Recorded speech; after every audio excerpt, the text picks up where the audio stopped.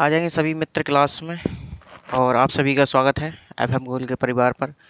तो चलिए अपने राह पर पुनः हम लोग दोबारा लौट पड़े हैं।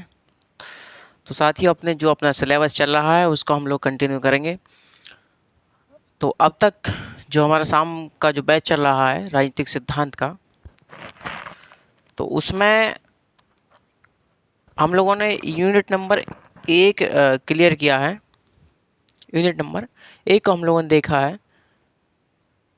यूनिट नंबर 1 में हम लोगों ने 4 चैप्टर देखे।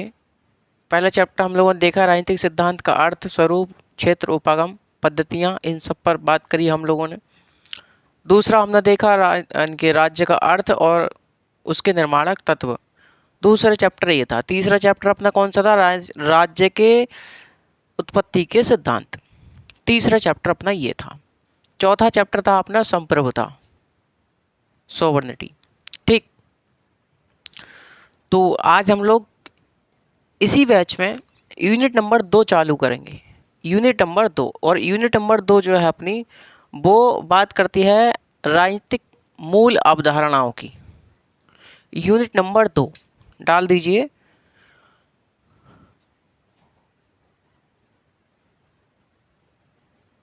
यूनिट कौन सी है?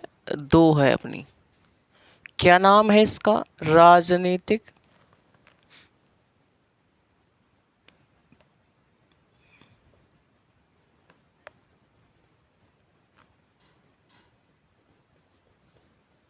मूल अवधारणाएं। तो राजनीतिक मूल अवधारणाएं इसमें हम लोग पढ़ेंगे। इसमें कौन कौन से चैप्टर आते हैं ये हम लोग देखते हैं। तो इसमें जो चैप्टर आएंगे हमारे, जैसे पहला चैप्टर अपना रहेगा इसमें अधिकार। बड़े बेहतरीन से चैप्टर हैं, बहुत बेहतरीन कंडीशन में हम लोग पढ़ते हुए चलेंगे। दूसरा है अपना अधिकार के बाद स्वतंत्रता। स्वतंत्रता के बाद हम लोग देखेंगे समानता। समानता, उसके बाद हम लोग देखेंगे न्याय। न्याय के बाद हम लोग देखेंगे लोकतंत्र एवं अधिनायक तंत्र। लोकतंत्र एवं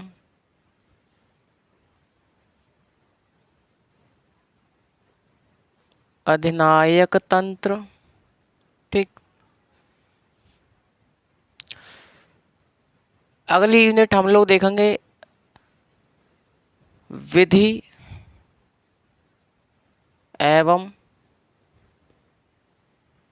दंड के सिद्धांत। विधि एवं दंड के सिद्धांत। अंतिम चैप्टर हम इसमें देखेंगे नागरिकता। नागरिकता, सिटीजनशिप। तो ये जो राजनीतिक मूल अवधारणाएं हैं, इसमें हम लोग क्या देखेंगे साथी मेरे? इसमें हम लोग 7 चैप्टर देखेंगे। कौन कौन से? 7 राजनीतिक मूल अवधारणाओं पर बात करेंगे। अधिकार, स्वतंत्रता, समानता, न्याय, लोकतंत्र एवं अधिनायक तंत्र, विधि एवं दंड का सिद्धांत और नागरिकता। इस पर हम लोग बात करेंगे।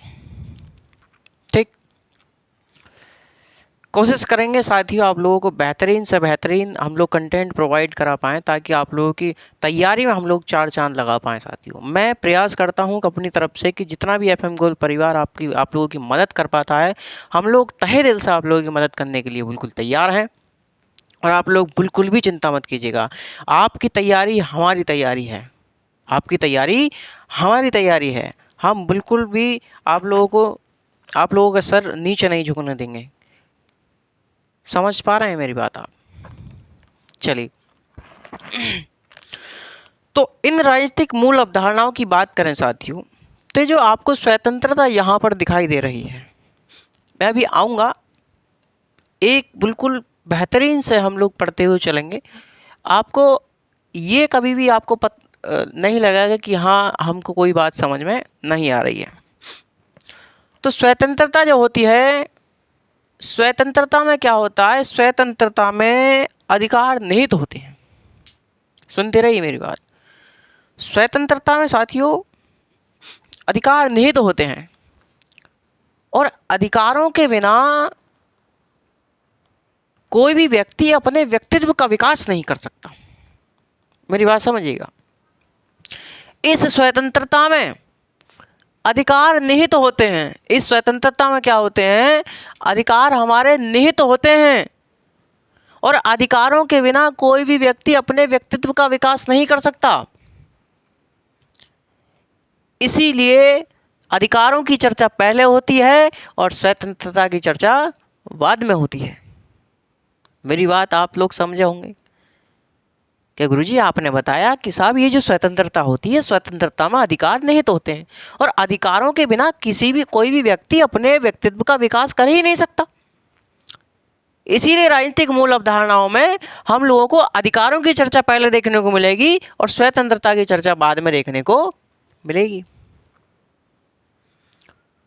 और जब समाज में सभी के लिए, समझते रहिएगा, मैं लिखवाऊंगा बाद में, जब समाज में सभी के लिए हम स्वतंत्रता प्रोवाइड कर देंगे, जब हम समाज में सभी के लिए स्वतंत्रता दे देते हैं तो उस समय समानता की उत्पत्ति होती है। किसकी उत्पत्ति होती है? उस समय साथियों समानता की उत्पत्ति होती है। एक बात बताइए, हम लोगों ने संवैधानिक विकास में पढ़ा होगा कि भारत शासन अधिनियम 1935 के समय भारत की जो जनता थी, भारत की संपूर्ण जनता के 10% लोगों के लिए मतदान का अधिकार था। तो इसका मतलब स्वतंत्रता केवल 10% लोगों के पास थी। समझते रहिएगा, इसका मतलब स्वतंत्रता ही केवल 10% लोगों के पास थी। जब उस समय स्वतंत्रता केवल 10% लोगों के पास थी तो इसका मतलब समाज में समानता नहीं थी।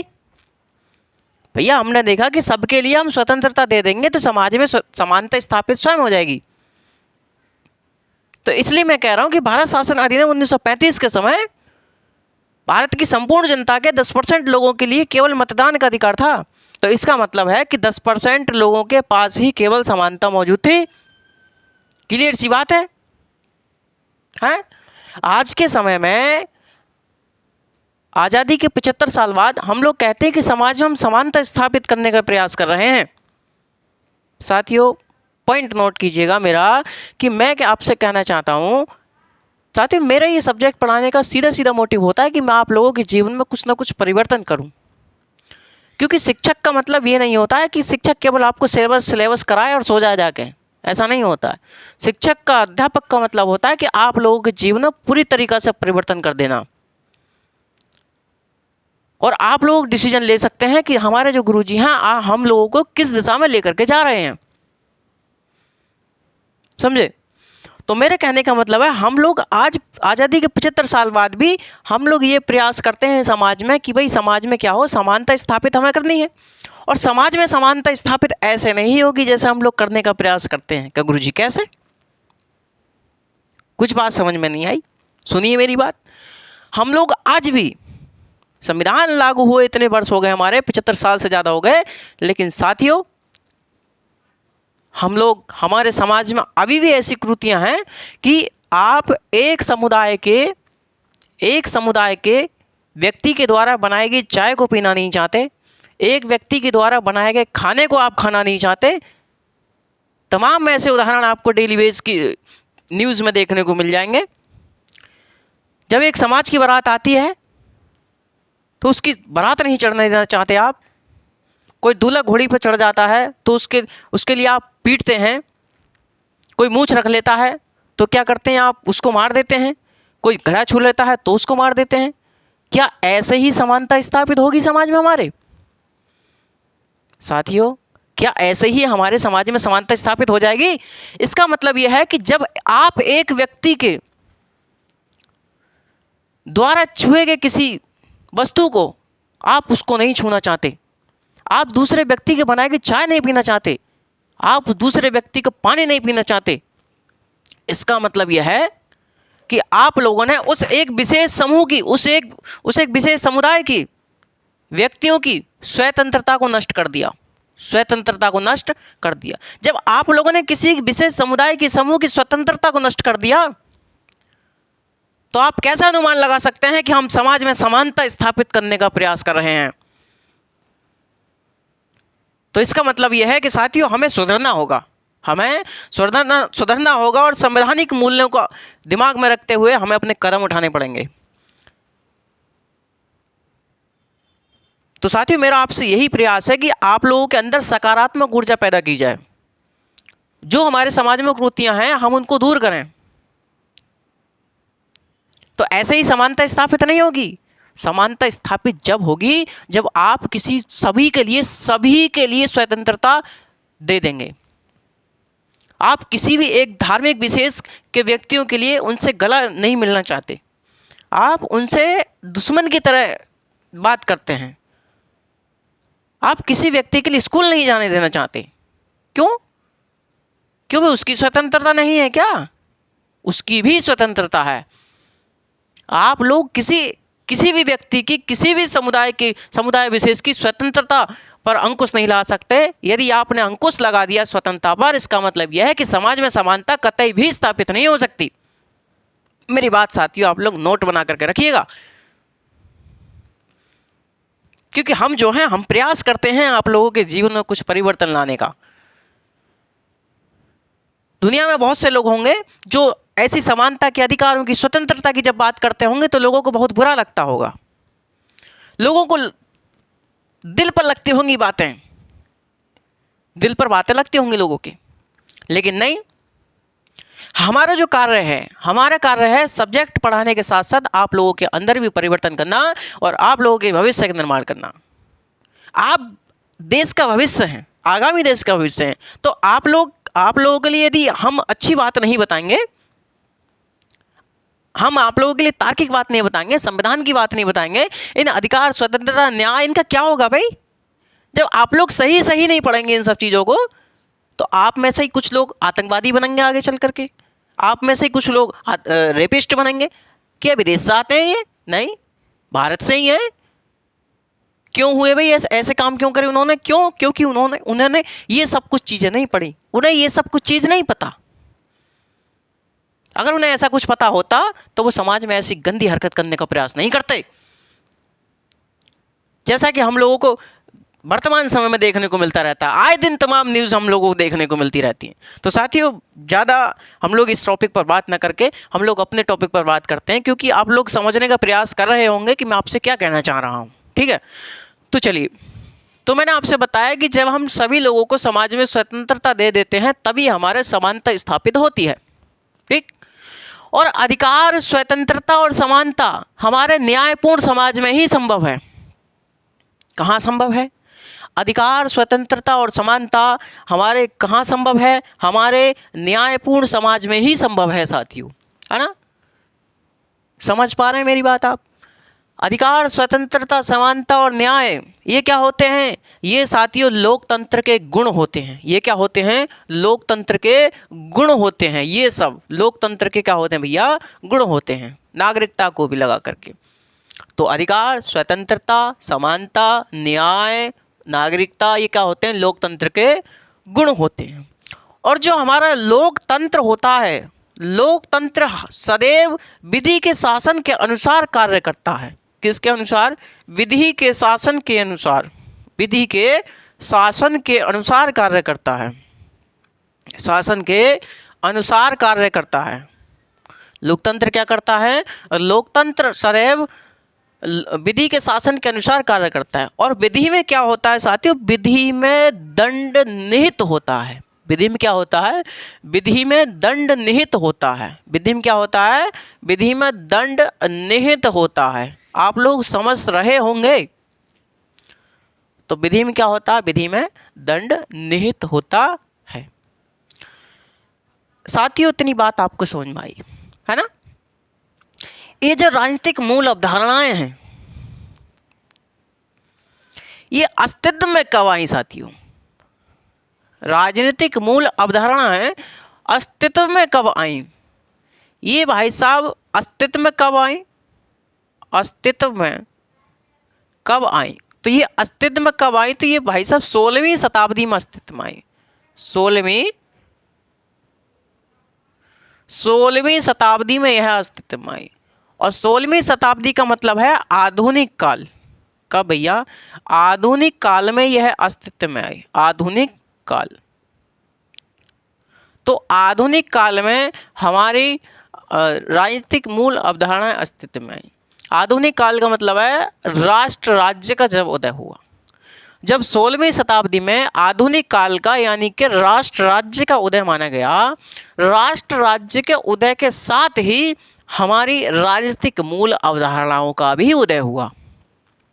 ठीक, बात क्लियर? राजनीतिक मूल अवधारणाएं उदारवाद की देन मानी जाती हैं। किसकी देन मानी जाती है मेरे साथी? उदारवाद की देन मानी जाती हैं। तो राजनीतिक मूल अवधारणा किसकी देन मानी जाती हैं? ये सभी उदारवाद की देन है। किसकी देन है? उदारवाद की देन है। उदारवाद क्या है? एक विचारधारा है।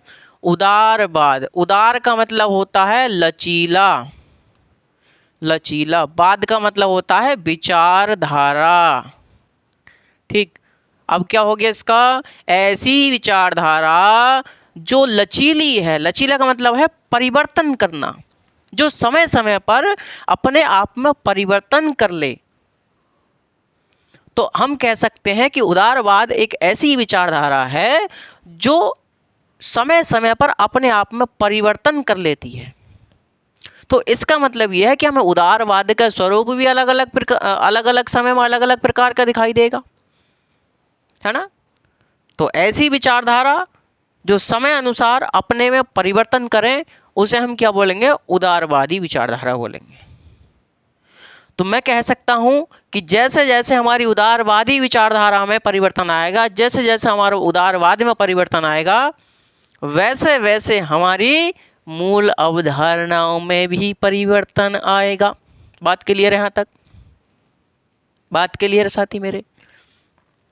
क्लास को शेयर कर दिया करें आप, क्योंकि आप लोगों के लिए मैं इतनी मेहनत करता हूं साथियों। आप समझ रहे हैं कि जो टीचिंग है, टीचिंग एक हुनर है, टीचिंग एक कला है। टीचिंग सब क्या है कि आप लोग ये ना समझें कि गुरुजी तो कोर्स करा रहे हैं। भैया कोर्स कराने के लिए भी क्षमता चाहिए। कोर्स तो दुनिया कराती है। जैसे हम समझाते हैं, यदि आपको कोई वैसा समझा रहा है तो आप भाई साहब हमें छोड़ कर उनसे पढ़ लीजिएगा, हम मना नहीं कर रहे हैं। ठीक, तो चलिए, तो मैंने आपको बताया कि ये जो राजनीतिक मूल अवधारणाएं हैं ये कब अस्तित्व में आई? तो 16वीं शताब्दी यानी आधुनिक काल, जब राष्ट्र राज्य का उदय हुआ तभी ये अस्तित्व में आई। ये किसकी देन मानी जाती हैं? तो यह उदारवाद की देन मानी जाती है। इसका मतलब जैसे जैसे उदारवादी विचारधारा में परिवर्तन हुआ, वैसे वैसे राजनीतिक मूल अवधारणाओं में भी हमारा परिवर्तन देखने को हमें मिला। ठीक, जरा इतनी बात आप लोग लिखिएगा साथियों। ठीक, मैं आपको लिखवाना स्टार्ट करता हूँ। चलिए, आप स्वयं ही लिख लेंगे या मुझे लिखना पड़ेगा?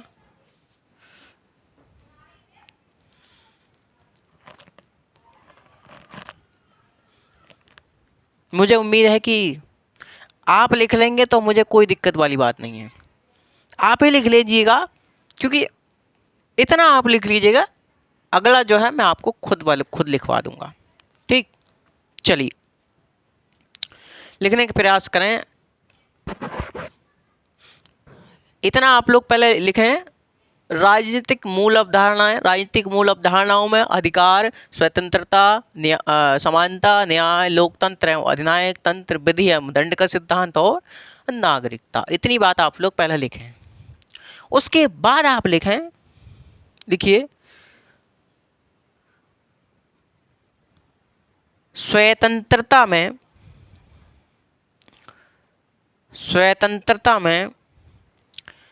अधिकार निहित होते हैं।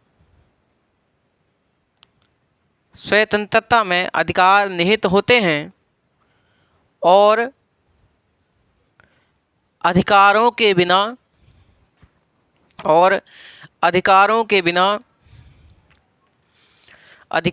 बिना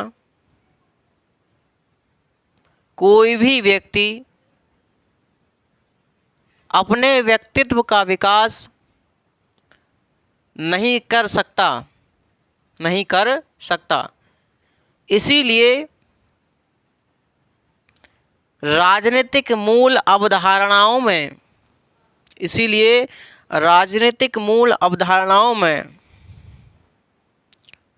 अधिकारों की चर्चा पहले होती है, अधिकारों की चर्चा पहले होती है और स्वतंत्रता की चर्चा बाद में होती है, स्वतंत्रता की चर्चा बाद में होती है। आगे दूसरा पॉइंट लिखें।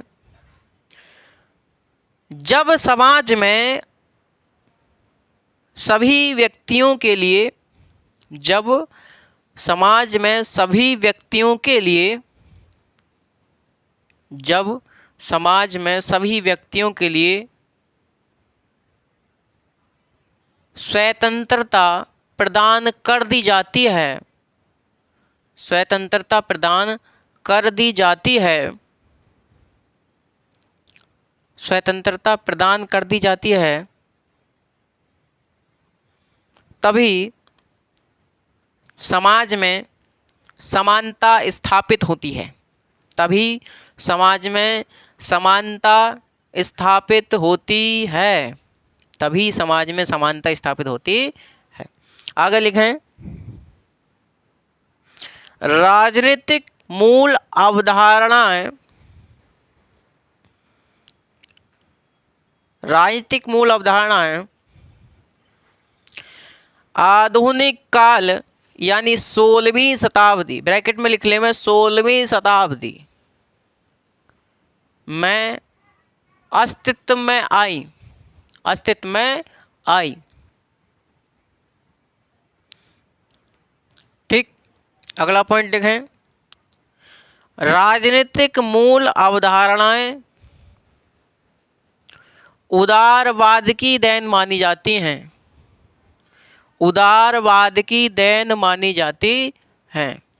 अर्थात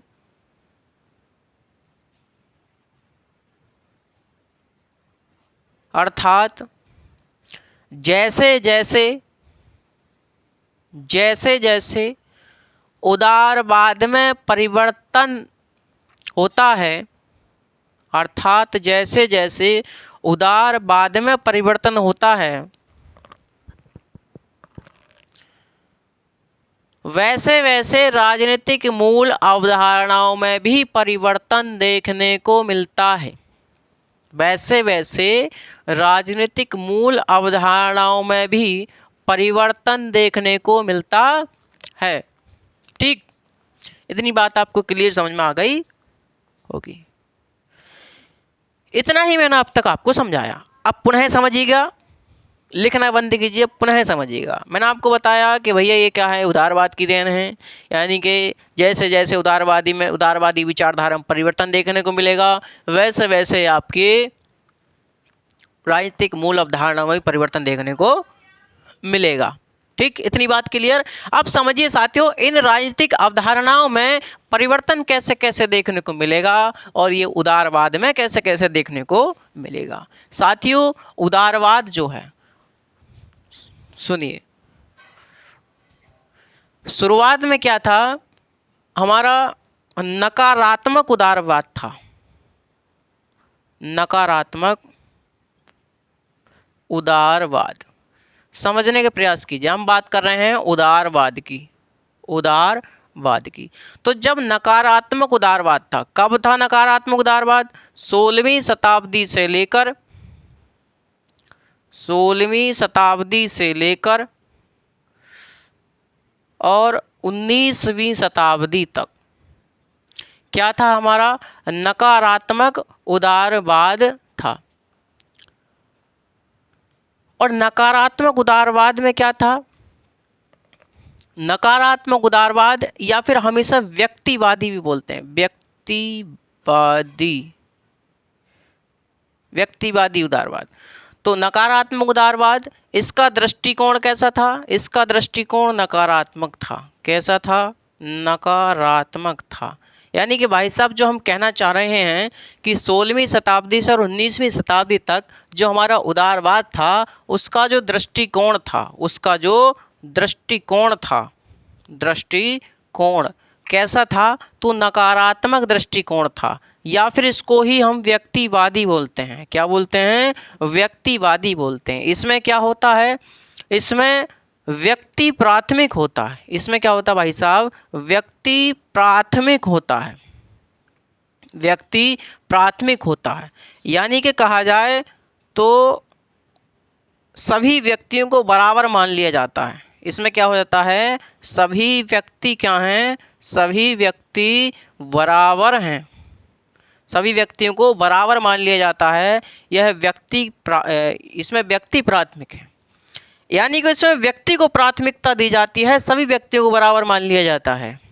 व्यक्ति के अधिकार, व्यक्ति की स्वतंत्रता, ये सब कुछ इसमें ही निहित होता है।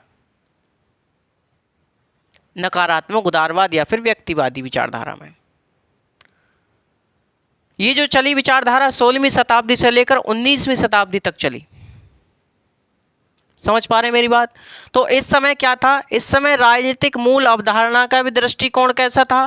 तो इस समय नकारात्मक था, नकारात्मक था।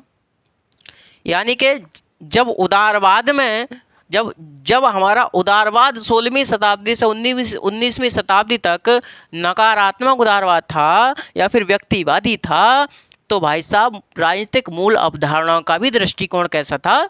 नकारात्मक था। कैसा था? नकारात्मक था। इसमें व्यक्ति प्राथमिक था, व्यक्ति की स्वतंत्रता, व्यक्ति के अधिकार, व्यक्ति को ही, सभी व्यक्तियों को बराबर मान लिया जाता था। और इसमें राज्य के कार्यों को सीमित किया गया। राज्य के कार्यों को क्या किया गया? राज्य के कार्यों को भाई साहब सीमित किया गया। राज्य के कार्यों को क्या किया गया? सीमित किया गया। राज्य के कार्यों को क्या किया गया? सीमित किया गया। राज्य से कह दिया गया कि आप केवल 3 ही काम कर सकते हैं, चौथा कोई काम नहीं कर सकते। जैसे सुरक्षा, शांति व्यवस्था और न्याय। आप 3 ही काम कर सकते हैं, तीसरे के अलावा चौथा कोई काम नहीं कर सकते। तो इसमें व्यक्ति को प्राथमिकता दी गई और वहीं हमारे राज्य के कार्यों को सीमित किया गया। आगे चल करके उदारवाद में और परिवर्तन हुआ। आगे चल करके साथियों उदारवाद कैसा बना? तो सकारात्मक उदारवाद बना हमारा। सकारात्मक उदारवाद अस्तित्व में आया। सकारात्मक उदारवाद ये कब से कब तक? ये 20वीं शताब्दी में अस्तित्व में आया। कब आया? 20वीं शताब्दी में सकारात्मक उदारवाद अस्तित्व में आया। तो फिर इसमें राजनीतिक मूल अवधारणाओं का भी जो राजनीतिक मूल अवधारणाएं भी कैसी थी? सकारात्मक थी। यानी कि उनका भी रूप कैसा था? सकारात्मक रूप में थी वो राजनीतिक मूल अवधारणाएं। तो जहां 20वीं शताब्दी में सकारात्मक उदारवाद आया, वहीं राजनीतिक मूल अवधारणाओं ने भी सकारात्मक रूप ले लिया। इसमें सकारात्मक उदारवाद में कहा गया कि राज्य जो है, राज्य सुरक्षा, शांति व्यवस्था और न्याय, इन तीनों के अलावा और भी कार्य करेगा। और क्या कार्य करेगा भाई? तो राज्य जो है, राज्य सुरक्षा,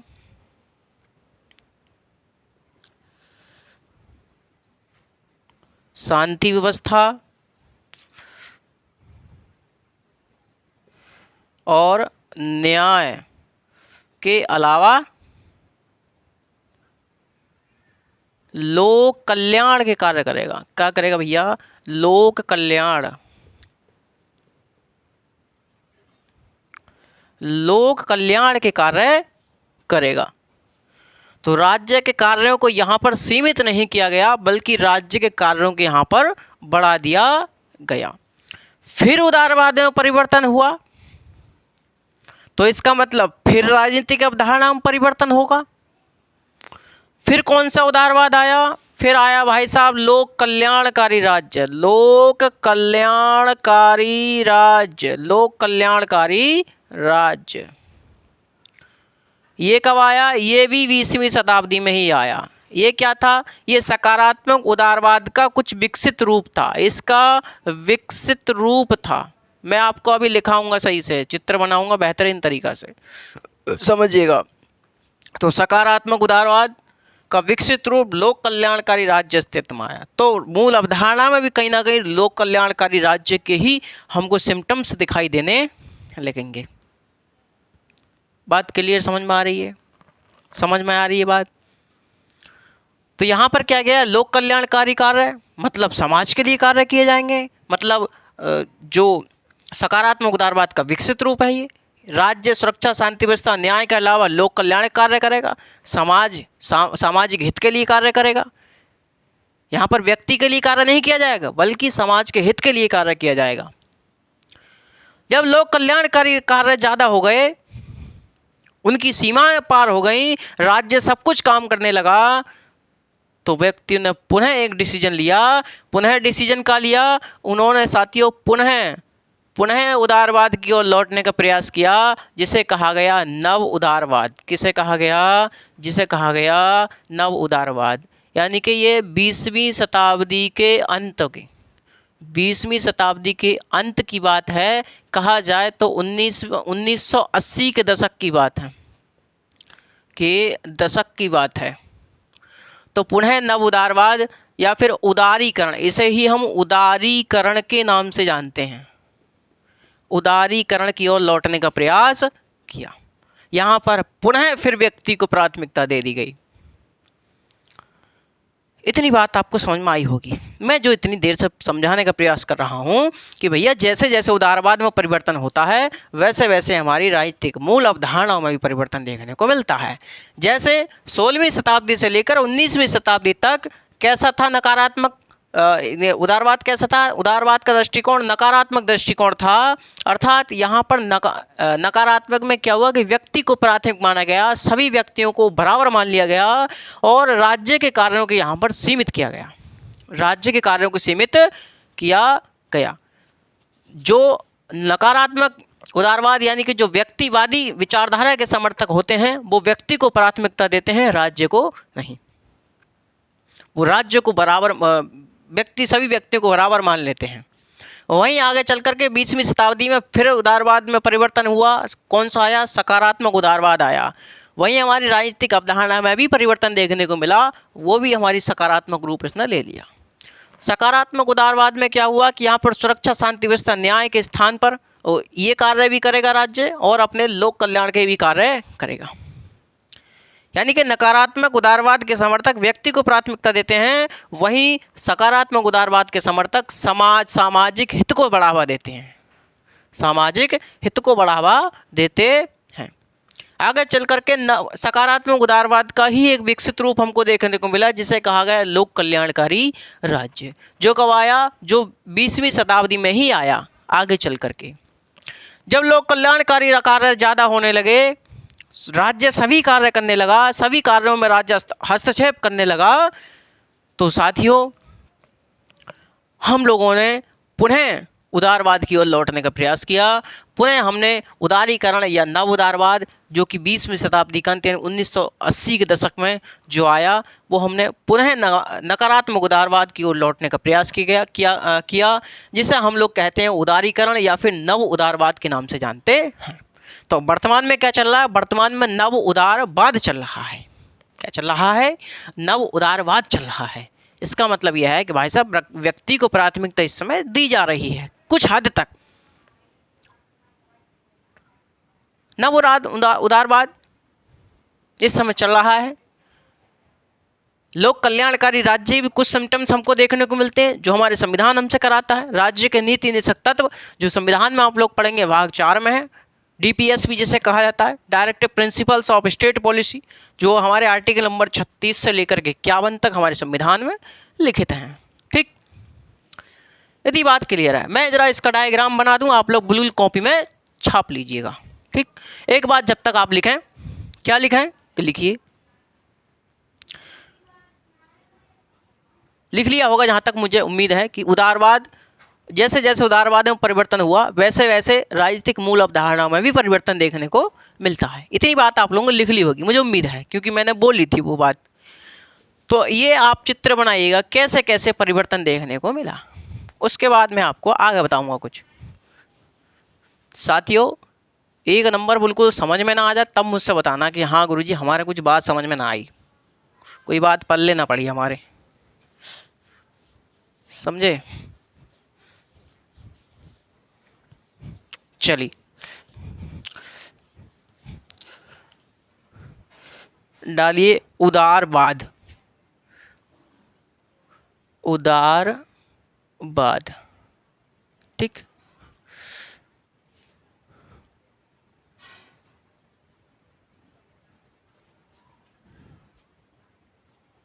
उदारवाद,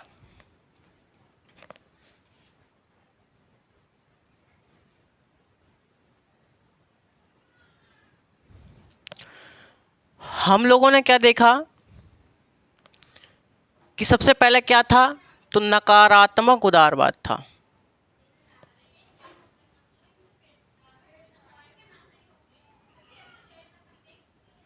नकारात्मक उदारवाद ये कब से कब तक था, 16वीं शताब्दी से लेकर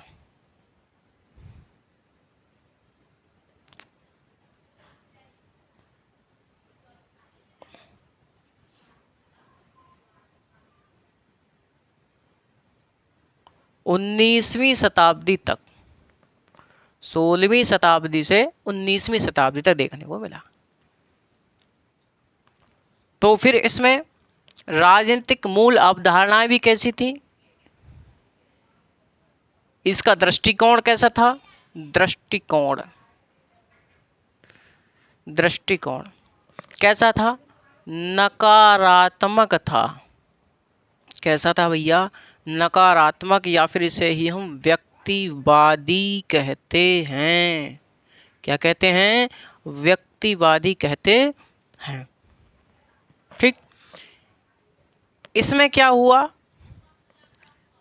इसमें सभी व्यक्तियों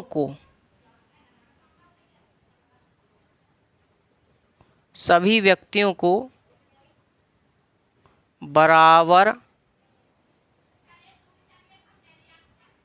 मान लिया गया। और क्या हुआ, राज्य के कार्यों को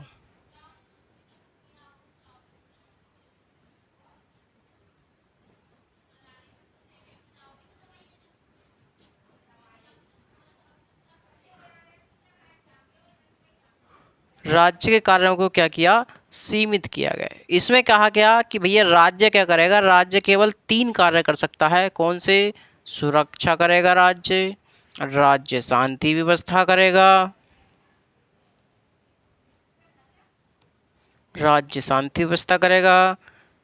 राज्य अपना न्याय करेगा, राज्य हमारा 3 कार्य करेगा, इसके उपरांत हमारा राज्य कोई कार्य नहीं करेगा।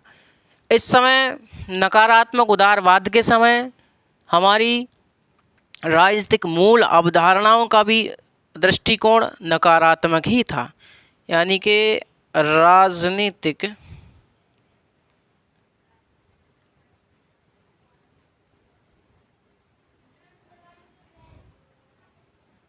मूल अवधारणाओं का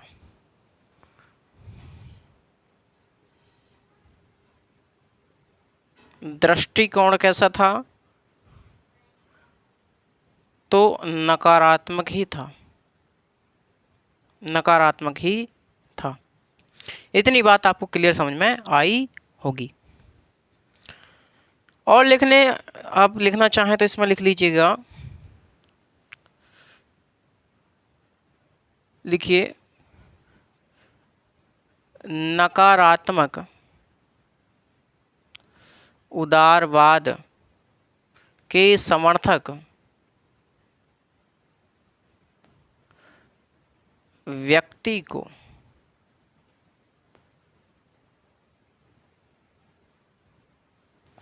प्राथमिक मानते हैं। व्यक्ति को क्या मानते हैं, प्राथमिक मानते हैं। इतनी बात क्लियर है।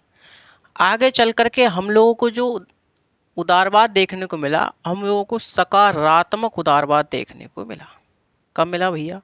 सकारात्मक उदारवाद देखने को हमको मिला। ये कब मिला? तो हमको ये 20वीं शताब्दी में देखने को मिला। 20वीं शताब्दी हमको देखने को मिला। इसमें क्या हुआ कि जो राज्य था हमारा, राज्य सुरक्षा,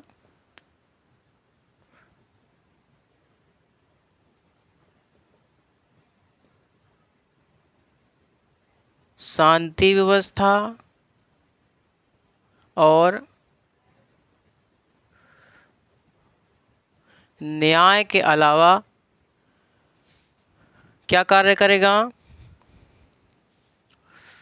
लोक कल्याणकारी कार्य करेगा। लोक कल्याणकारी कार्य करेगा। लिखिएगा, सकारात्मक उदारवाद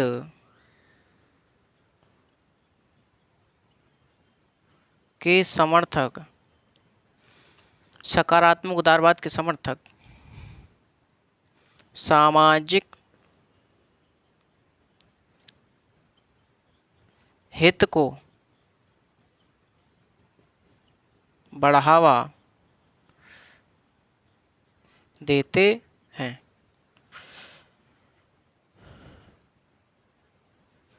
आगे चल कर के हमको क्या देखने को मिला? लोक कल्याणकारी राज्य देखने को मिला।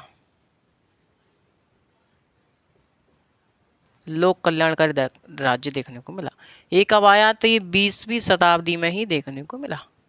ये क्या था? ये सकारात्मक उदारवाद का क्या था? ये विकसित रूप था। इसका ही क्या था? विकसित रूप था। विकसित रूप था। आगे चल करके जब लोक कल्याणकारी राज्य कार्य ज्यादा होने लगे तो साथियों हम लोग क्या देखने को मिला? हम लोग नव उदारवाद की ओर चलने लगे। नव उदारवाद, इसे ही हम उदारीकरण के नाम से जानते हैं। उदारीकरण ये कब अस्तित्व में आया? यह 20वीं शताब्दी के अंत में। 20वीं शताब्दी का अंत मतलब 1980 के दशक में अस्तित्व में आया। अस्तित्व में आया। तो इतनी बात आपको क्लियर समझ में आ गई होगी साथियों। ठीक है जी साथियों, बिल्कुल क्लियर समझ में आई होगी, मुझे उम्मीद है।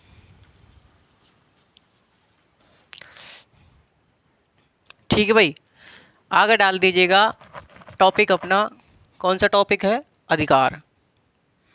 कौन सा टॉपिक अपना? अधिकार टॉपिक है। पहले समझिएगा थोड़ा सा आप लोग, इसमें अधिकार के बारे में आप लोग समझिएगा। अधिकार क्या है? तो अधिकारों की जो परिभाषा है वो सर्वमान्य जो परिभाषा है वो लॉस्की की मानी जाती है। हालांकि परिभाषित और लोगों ने भी किया, ऑस्टिन ने भी कहा, वाइल्ड ने भी कहा, वसांके ने भी कहा, लेकिन सर्वमान्य जो परिभाषा मानी जाती है वो लॉस्की की मानी जाती है। तो अधिकार क्या है? अधिकार सामाजिक जीवन की वे परिस्थितियां हैं जिनके अभाव में व्यक्ति अपने व्यक्तित्व का विकास नहीं कर सकता।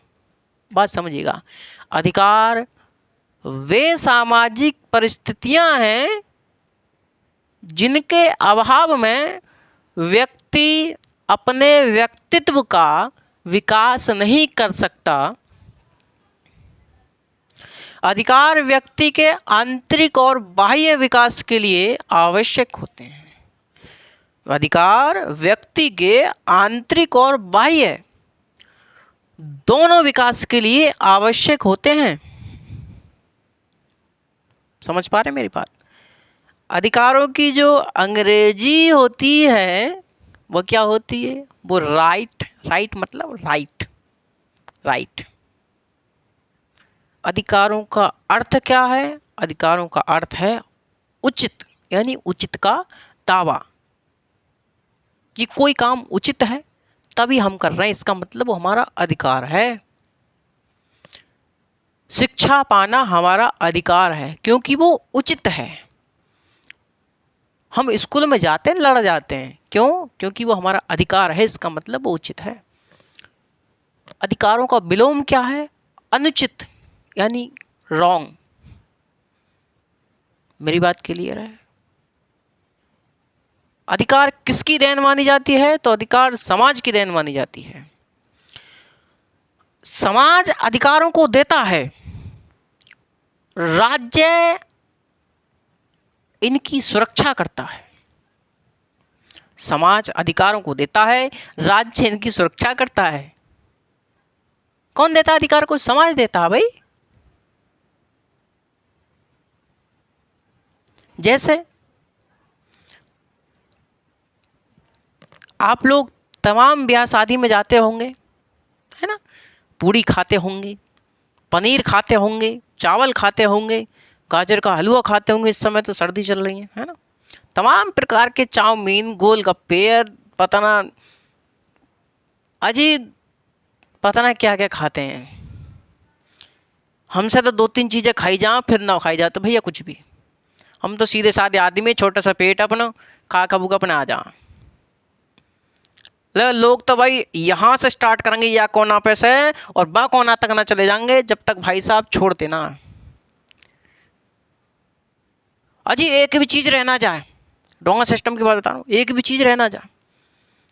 ऐसी ऐसी हालत है लोगों की। क्या है कि लोग ये सोचते हैं कि फ्री का मिल रहा। बेटे फ्री का नहीं मिल रहा। दूसरे आदमी से पूछो, शादी, लड़की की शादी में कितना पैसा खर्च हुआ। एक व्यक्ति की ज़मीन बिकने को तैयार है, घर मड़ैया बिकने को तैयार है। तुम्हें जो है नमक ही अच्छी नहीं लगी, ओहो नमक कम थी सब्जी में, मीठा कम था। अरे भैया दूसरे से पूछो। तो समाज की स्थिति कब सुधरेगी? जब हम इन सब चीज़ों को पढ़ेंगे, समझे? तो मैंने आपको बताया कि समाज अधिकारों को देता है, राज्य इसकी सुरक्षा करता है। जो आपकी पत्नी होती हैं, धर्म पत्नी जी होती हैं, वो सुबह सुबह नहा धो करके, स्नान करके, सुबह सुबह आपके सामने सिंदूर लगाती हैं। क्या लगाती हैं? सिंदूर लगाती हैं।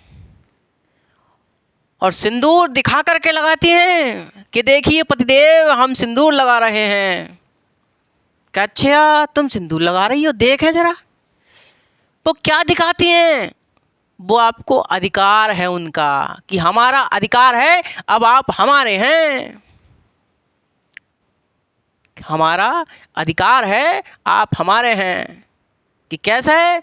समाज के सामने शपथ खाई थी जब 200-250 आदमी बारात में गए थे, जब दावत दी ना हमारे पापा ने, तो उस समय हमने अधिकारों की शपथ खाई थी। अब अधिकार हमारा है कि आप हमारे हैं। तो वो अपने अधिकार को जताती हैं। पत्नियां सिंदूर लगा करके अपने अधिकार को जताती हैं। अधिकार क्या है? उचित का दावा है। समाज उनको अधिकार को देता है। जैसे यदि आप किसी पेड कोर्स में पढ़ते होंगे, तो यदि आप क्लास नहीं आ रही है किसी भी अध्यापक की, तो आप कॉल करते होंगे कि सर उन सर की क्लास नहीं आ रही है। क्यों नहीं आ रही है? क्योंकि आपका अधिकार है, आपका उचित काम है। आपने फ़ोन किया कि सर की क्लास क्यों नहीं आ रही, क्योंकि आपने पेमेंट किया है उन्हें। आपका अधिकार है। आपका क्या है? अधिकार है मेरे भाई।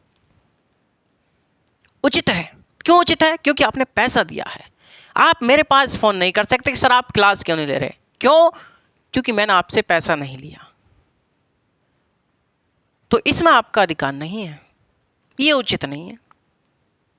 मेरी बात आपको क्लियर समझ में आई होगी कि अधिकार उचित का दावा है। और मेरे साथी, अधिकारों को कौन देता है? तो अधिकारों को समाज देता है। तो शादी ब्याह से पता लगा ले करो कि जो पत्नियां सिंदूर लगाती हैं वो अधिकार जताती हैं कि हमारा अधिकार है कि कैसे समाज के सामने शपथ खाई, सबके सामने स्टेज पर चढ़कर जयमाला डाली नू करके, हाँ, कि अब तुम हमारी पत्नी और हम तुम्हारे पति, ऐसे करके कसम खाई। तो ये मेरा अधिकार है सिंदूर, तो क्योंकि ये किसने दिया है? ये समाज ने दिया है। और यदि समाज इसमें कुछ गड़बड़ करता है, समाज इसको नहीं देता है, तो कहीं ना कहीं राज्य इसकी सुरक्षा करता है। क्या करता है? राज्य इसकी सुरक्षा करता है।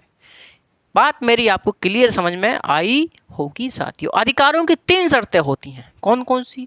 अधिकार क्या है? अधिकार उचित का दावा है। अधिकार उचित का दावा है। अधिकार को कौन देता है? तो अधिकार को समाज देता है, राज्य इसकी सुरक्षा करता है। ये सब तीनों इनकी शर्तें हैं। पुनः सुनिए, अधिकारों की परिभाषा क्या है लॉस्की के अनुसार? कि अधिकार सामाजिक जीवन की वे परिस्थितियां हैं जिनके अभाव में व्यक्ति अपने व्यक्तित्व का विकास नहीं कर सकता। समझे? जिनके अभाव में व्यक्ति अपने व्यक्तित्व का विकास नहीं कर सकता। यदि आपको अधिकार ना दिया जाए तो आप कुछ नहीं कर सकते मेरे भाई, आप कुछ नहीं कर सकते। यदि आपको स्वतंत्रता नहीं दिया जाए तो आप कुछ नहीं कर सकते। क्यों? क्योंकि आप जानते हैं मेरे साथी कि स्वतंत्रता में ही अधिकार सम्मिलित है। तो अधिकार और स्वतंत्रता कोई ये सब अलग अलग पढ़ने की चीजें नहीं है। अधिकार, स्वतंत्रता, समानता, ये सब चीजें अलग से पढ़ने की बात नहीं है मेरे भाई। ये तीनों चीजें आपस में कनेक्टेड हैं। ये सब चीजें आपस में कनेक्टेड हैं। बात क्लियर समझ में आ रही होगी। तो अधिकारों के बिना जीवन में आप कुछ नहीं कर सकते। आप अपने व्यक्तित्व का विकास नहीं कर सकते। व्यक्तित्व का मतलब है जो आप करना चाहते हैं। जैसे आप डॉक्टर बनना चाहते हैं, दूसरे भाई साहब मास्टर बनना चाहते हैं, तीसरे भाई साहब सीजीएल का एग्जाम निकालना चाहते हैं, चौथे भाई साहब यूपी पुलिस में लगना चाहते हैं, और भी हैं। आप बिजनेसमैन बनना चाहते हैं, आप डॉक्टर बनना चाहते हैं, आप और कोई भी कार्य करना चाहते हैं। तो ये क्या है? ये आपको अधिकारों के अधिकार दिए गए हैं, तब आप काम कर पा रहे हैं।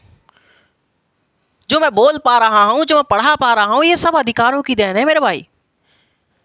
यदि ये अधिकार ना होते तो आज हम और आप गुलाम होते। तो हमें शुक्रिया अदा करना चाहिए उन लोगों का जिन लोगों ने आपको इतना सुंदर दस्तावेज संविधान बना करके दिया। लेकिन आज हम लोग उन सभी लोगों के मूल्यों को भूलते हुए जा रहे हैं और हम लोग विज्ञान की बजाय दूसरी रास्ते पर जा रहे हैं। दूसरी रास्ता वो आप स्वयं समझ रहे होंगे, मैं आपको समझाने का प्रयास तो कर ही रहा हूं इतनी देर से। तो मेरे कहने का मतलब है कि आप लोगों को जो अधिकार, जो स्वतंत्रता, जो समानता मिली है, उसके लिए आप लोगों को शुक्रिया अदा करना चाहिए संविधान निर्माताओं का, जिन्होंने आपको इतना सुंदर दस्तावेज, दुनिया का सबसे सुंदर दस्तावेज आपको बना करके सौंपा। और क्या लिखा संविधान की प्रस्तावना में? कि हम भारत के लोग, be the people of India, हम भारत के लोग। यानी कि जो संविधान का जो स्रोत माना संविधान निर्माताओं ने, वो किसको माना? वो भारत की जनता को माना। आज के समय में कोई भी व्यक्ति अपना 2 मंजिला मकान बनवाता है तो सबसे आगे अपना नाम लिखवा देता है। लेकिन उन लोगों ने क्या किया आप लोगों के लिए? कि we the people of India, हम भारत के लोग, यानी कि हम भारत के लोग संविधान का स्रोत हैं। ये इस बात को दर्शा रहा है कि हम संविधान का स्रोत है मेरे साथी। लेकिन ये इस बात को भी दर्शा रहा है कि भारत एक लोकतांत्रिक राज्य है। समझ पा रहे हैं? क्योंकि सबकी बात हो रही है। और सबकी बात कहाँ होती है? सबकी बात मेरे भाई लोकतंत्र में होती है। समझ रहे हैं मेरी बात? अधिकार, स्वतंत्रता, न्याय, समानता, इन सब की बात लोकतंत्र में होती है। और लोकतंत्र की स्थिति वर्तमान में आप जानते हैं, वो मेरे से पूछने की बात नहीं है। बखूबी आप जानते हैं। किसी ने कहा कि लोकतंत्र इंग्लैंड में केवल 5 सालों में ही आता है। जब चुनाव होते हैं तभी जो हमारे प्रतिनिधि हैं वो हमारे पास आते हैं कि भाई साहब हमारा ध्यान रखियो, हमें आप जो हमें ध्यान रखियो और हमें वोट दे दियो। आप लोगों को उस समय क्या पूछना चाहिए साथियों? देखिए, आज अधिकारों की स्वतंत्रता की बात चलेगी। हमारी ये जो यूनिट है, इस सब में आपके विचारों को बदलना मेरा कार्य है, मेरा फर्ज है, मेरा कर्तव्य है कि मैं आपको सच्चाई से रूबरू कराऊं। मेरे साथी, मैं आपको सच्चाई से रूबरू कराऊं। तो ये सभी जो चैप्टर हैं, अधिकार, स्वतंत्रता, न्याय, इन सभी में समाज की सच्चाई छुपी हुई है मेरे भाई। सच्चाई समाज की छुपी हुई है और इस सच्चाई को सामने लाने का प्रयास मैं आपसे करूंगा, ये मेरा आपसे वादा है। तो किसी ने कहा कि इंग्लैंड में जो लोकतंत्र होता है वो केवल 5 साल में आता है जब चुनाव होते हैं। तो वही स्थिति भारत में है इस समय। जितने भी जनप्रतिनिधि हैं, आपके गांव में आके कोई से ना पूछेगा कि भाई साहब आपको कोई दिक्कत है या कोई परेशानी है। जीतने के बाद आपसे 5 साल बाद ही मुलाकात होगी। आपसे 5 साल बाद ही मुलाकात होगी। बाय बाय टाटा, चल रहे हम अपने घर को। क्यों? क्योंकि मेरे भाई उस समय आपकी गलती है। आपकी क्या गलती है? बहुत बड़ी गलती है आपकी। क्योंकि आप लोगों ने उस समय जब वो वोट मांगने आए जनप्रतिनिधि आपके, तो आप लोगों ने उनसे ये नहीं पूछा। जब वो वोट मांगने आए तो आप लोगों को पूछने की बजाय, उनसे सवाल जवाब करने की बजाय, वो आपको 3,000, 5,000, 4,000 ऐसी स्थिति में मतदान, जो मत थे आपसे, वो उन्होंने ले लिए इतने रुपयों में, और आप लालच में आ गए। मेरे साथी सुनिएगा बात को, क्योंकि दिल बहुत दुखता है जिस समय पढ़ा लिखा समाज रास्ता दूसरा पकड़ लेता है, रास्ता दूसरा पकड़ लेता है। आप लोगों की जो आज क्लास हुई है ना, कसम से बता रहा हूं, आप लोगों को यूट्यूब के इतिहास में पहली बार आपको देखने को मिल रही है। तो जिस समय जब वो आए, आपको सवाल पूछना चाहिए था। सवाल क्या पूछना चाहिए था अभी बताऊंगा, लेकिन उन्होंने आपको लालच दिया। क्या लालच दिया? कि मुन्ना भाई 3,000 रुपये लो, अपने घर के वोटों को जो अपने हमारी पार्टी में डलवा दो। मुन्ना भाई लालच में आ गए, 3,000 रुपये ले, वोट डलवा दे भाई साहब। जनप्रतिनिधि जीत गए, समझे?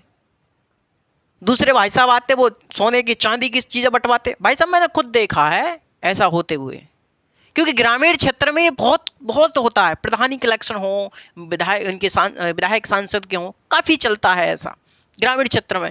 ये जो संसद में जो लोग बैठे हैं, वो कभी कभी ग्रामीण क्षेत्र की गलियों में भी आकर के देखें, और आपको पता चलेगा कि यहाँ तो स्थिति बहुत बिगड़ी हुई है भाई। यहाँ तो लोकतंत्र की धज्जियां उड़ी हुई हैं। सुनिए अब मेरी बात। तो भाई साहब जीत गए। अब भाई साहब काम करें या ना करें, अब भाई साहब जनप्रतिनिधि की मर्जी है। आप उनसे सवाल नहीं कर सकते, क्योंकि आपने शुरुआत में कुछ ना कही। यदि आप शुरुआत में उनसे कुछ कहते तो आज वो आपको लालच ना देते, आज वो आपके साथ काम करते, कंधे से कंधा लड़ा करके आपसे काम करते और आपके साथ चलते मेरे साथी। लेकिन आप तो लालच में आ गए। उन 3,000 में, 5,000 में आपने अपने बच्चों का, अपना खुद का अगले 5 साल का भविष्य तय कर दिया। अगले 5 साल का भविष्य तय कर दिया, और उसके बावजूद आप कहते हैं कि हम सरकार काम ना कर रही। सरकार तो काम नहीं कर रही, समझे? लेकिन मेरे साथी, उससे ज्यादा खराब आप हैं, क्योंकि आपने अपना कार्य ठीक से नहीं किया। जब वो आए थे उस समय, तब आपको सवाल पूछना चाहिए था, बताइए आपकी योग्यता क्या है, आपके पास संपत्ति कितनी है, आपके पास कोई क्रिमिनल रिकॉर्ड तो नहीं है आपका, अपराधी तो नहीं है आप, आपका मैनिफेस्टो दिखाइए हम लोगों को, आपका जो घोषणा पत्र है आपको हमको दिखाइए कि आप क्या कार्य करेंगे हमारे समाज हमारे क्षेत्र में रह करके।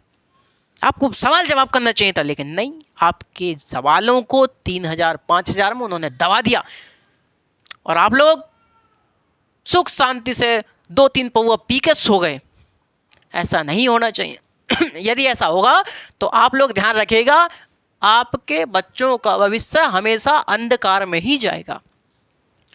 मेरे साथी, मेरे जैसे और भी लोग हैं जो समाज को सुधारने का प्रयास कर रहे हैं, उनकी बातों को सुनिए और अमल कीजिए। यदि जिंदगी बचानी है तो पढ़िए, इन सब चीज़ों को पढ़िए। तो अब जो भी प्रतिनिधि आए उससे उसका बायोडाटा पूछना है, क्या आपकी योग्यता क्या है, आप कितने यानी कि कितने पढ़े लिखे हैं आप, योग्यता क्या है आपकी, आपके पास संपत्ति कितनी है, आपके पास कोई अपराधी मुकदमा तो नहीं है, आपके पास क्रिमिनल रिकॉर्ड तो नहीं है आपका। दूसरा, अब तो सुप्रीम कोर्ट ने ये तक कह दिया कि आप उसकी संपत्ति का स्रोत भी पूछ सकते हैं, उसकी संपत्ति का स्रोत भी पूछ सकते हैं। तो पूछिए, किसने मना किया है? क्योंकि हम लोकतांत्रिक राज्य में रह रहे हैं भैया। बात करेंगे आगे, बिल्कुल भी चिंता नहीं करनी मेरा भाई। तो लालच में तो किसी प्रकार नहीं आता। अरे मैं तो ये कह रहा हूँ, एक बात बताओ, तुम 3000 5000 में बिके, ठीक है, जो बकरा होता है, खस्सी बकरा या जो भी कोई बकरा बकरी है, तुम मानो वो भी 4-5 हजार में मिला है, इसका मतलब आपकी कीमत उससे कम हो गई क्या? इंसान की कीमत जानवर से कम है क्या? तो आप लोगों के ऊपर है, आप लोग जैसा समझना चाहें वैसा समझ सकते हैं। चलिए, मैं तो भाई मेरा काम है आपको समझाना और बिल्कुल सच्चाई से रूबरू कराना, ठीक है भाई। समाज की तो सच्चाई आप जानते ही हैं। जो विधायक सांसद होते हैं वो नहीं आते भाई, विधायक तो कहीं कहीं आपको दर्शन हो भी जाएंगे, भाई साहब दुआ सलाम हो, भाई साहब नमस्कार नमस्कार, दुआ सलाम हो जाएगी। लेकिन जो सांसद होते हैं वो अपने आप को यमराज के दूत समझे कराएं, अपने आप को यमराज के दूत समझते हैं। वो यमराज के दूत ही तो बताते हैं यमराज को किसके प्राण हरने किसके ना हरने, भाई साहब कौन से परेशान कर रहे हो। ऐसे ये लोग बताते हैं अगर भाई साहब, अरे वो ऐसे ऐसे बात है, अच्छा अरे ऐसे बात है बस। तो मेरे भाई, लोकतंत्र है, लोकतंत्र में आपके जो मत है, आपका जो वोट है, उसकी वैल्यू है। आप अपने मतदान की वैल्यू को समझिएगा। जब यदि आप जीते जी अपने मतदान की वैल्यू को नहीं समझ पाए तो आपने अपने बच्चों का भविष्य अंधकार में डाल दिया। आप लोग मेरी बात को चुनौतीपूर्ण देख कर समझ के आप लोग लिख लीजिएगा, आने वाले समय में दिक्कत हो सकती है, क्योंकि आपने अपने 5 साल का भविष्य तय कर दिया है। समझ पा रहे मेरी बात? तो चलिए, इसके अधिकारों की परिभाषा आप लोग लिख लीजिएगा। लॉस्की के अनुसार लिखें, लॉस्की के अनुसार अधिकार जीवन की वे आवश्यक परिस्थितियां होती हैं, वे आवश्यक परिस्थितियां होती हैं जिनके अभाव में व्यक्ति अपने व्यक्तित्व का विकास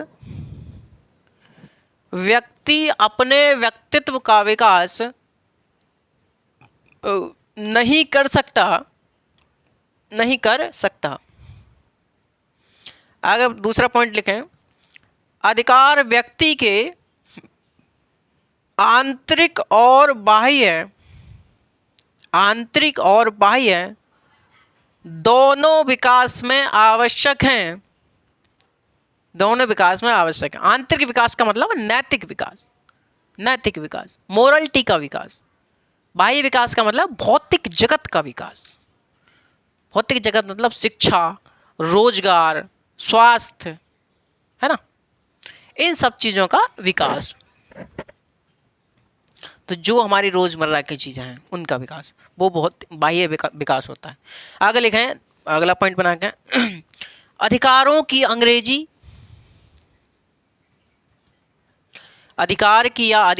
अंग्रेजी राइट होती है।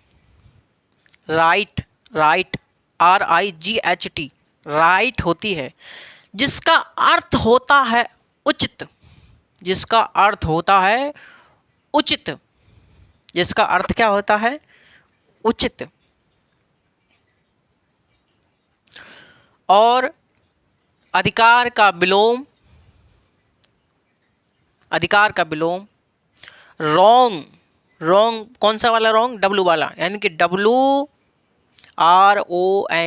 रॉन्ग मतलब अनुचित होती है या होता है। तो अधिकारों का विलोम क्या होता है? रॉन्ग यानी अनुचित होता है। आगे लिखें, अधिकार समाज की देन मानी जाती है, अधिकार समाज की देन मानी जाती है और राज्य इसकी सुरक्षा करता है, राज्य इसकी सुरक्षा करता है, राज्य इसकी सुरक्षा करता है। आगे लिखिए, अधिकारों की 3 शर्तें निम्नलिखित हैं, अधिकारों की 3 शर्तें निम्नलिखित हैं। नंबर 1, अधिकार उचित का दावा है, अधिकार उचित का दावा है। नंबर 2, अधिकार समाज की देन है, अधिकार समाज की देन है। अगला लिखें, राज्य अधिकारों की सुरक्षा करता है, राज्य अधिकारों की सुरक्षा करता है। तो इतनी बात आज के लिए ही काफ़ी है, आज का सेशन। कल हम लोग आगे बात करेंगे इसी चैप्टर में। तो साथियों, मैंने जो बात आपको समझाई है बिल्कुल अमल कीजिएगा। समाज में आपका एक जगह है, आपका अपना व्यक्तित्व है, आप अपने व्यक्तित्व को सुधारिए, इन सब चीज़ों को पढ़िए और क्लास को अपनी को शेयर कीजिए, क्योंकि गुरुजी जो हैं, गुरुजी आप में परिवर्तन करना चाहते हैं। गुरुजी की आपसे कोई दुश्मनी ना भैया, समझ रहे मेरी बात? गुरुजी की आपसे कोई दुश्मनी ना, गुरुजी आपके जीवन में परिवर्तन करना चाहते हैं, गुरुजी आपके व्यक्तित्व का विकास करना चाहते हैं। और व्यक्तित्व का विकास जब होगा, जब सिलेबस के साथ साथ आपका भी विकास हम कराएंगे। कैसे कराएंगे वो तो आप लोग पढ़ते ही हैं। ठीक भाई, तो आज के लिए बस इतना ही काफ़ी है। और जितने भी साथी जुड़े हुए हैं उनके लिए बहुत बहुत धन्यवाद। और पढ़ते रहिए, मेहनत करते रहिए, अपना भी नाम कीजिए और क्लास को शेयर करें और हमें भी वीडियो को ज़्यादा से ज़्यादा फैलाएं, ताकि और भी बच्चों का निर्माण, भविष्य निर्माण हो सके, उनका भी जीवन में हम कुछ काम आ सकें। चलिए साथियों, आज के लिए बस इतना ही। नमस्कार, जय हिंद, वंदे मातरम।